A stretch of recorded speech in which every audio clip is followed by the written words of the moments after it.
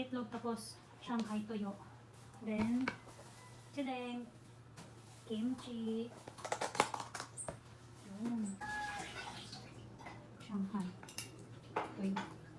Itlog ng isang kimchi. Ano saan mo nung yan? Natin. Alam mo, merong mga buo-buo dyan. Hindi kami kita rin yun. Kita yun. Sabagay. Tatamarin na. Ano niya?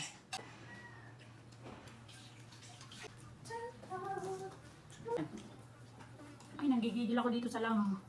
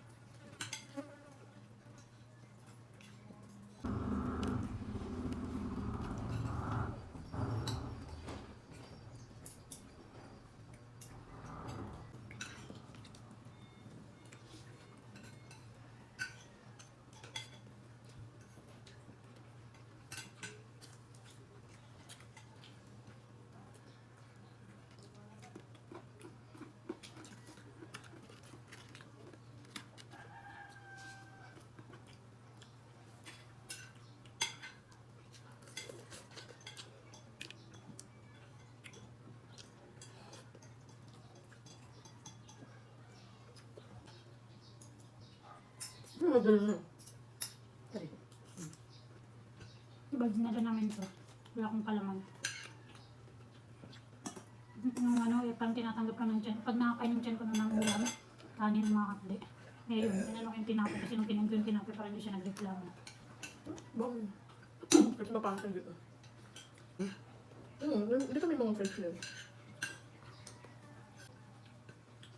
Hindi siya trabaho pa. Magkakaroon na naman ng mga ano dyan. Langaw-langaw pagkain. Magkano yun? Ay, yung mangga. Mangga. Pati center. Kasi sa tuloy, hindi napapakinabangan. Napapantang Patang ano na din. tawag pa. Kababad na nga yung sa akin na. Diba yung sabay mo kasi minsan sa kanin? Tapos nag-ano ko ng ano, kumakain ako ng bawang.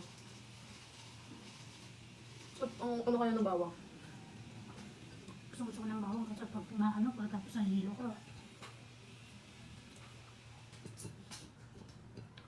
Noong una, hindi ko pa alam na ano pa, yung nagbababad ako ng bawang. Yung hinaano sa ano, yung sa Chinese na parang lulutuin nila. Talagyan nila ng vinegar tapos ano, lalagay sa bote. Di ba yung dati dyan nakaano dyan, ginagawa kong ulam kasi masarap. Yung bawang ano, niluluto mo muna sa tubig. Pag makulong na, lalagay mo siya doon. Pero hindi siya malambot na malambot.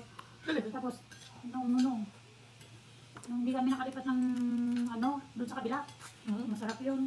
Tapos yung pala, kaya pala nahihilo-hilo kasi bumababa ng ano ko, BP ko. Ay, di ba pampaano yun? Pampakalman ng dugo. Sige, sige.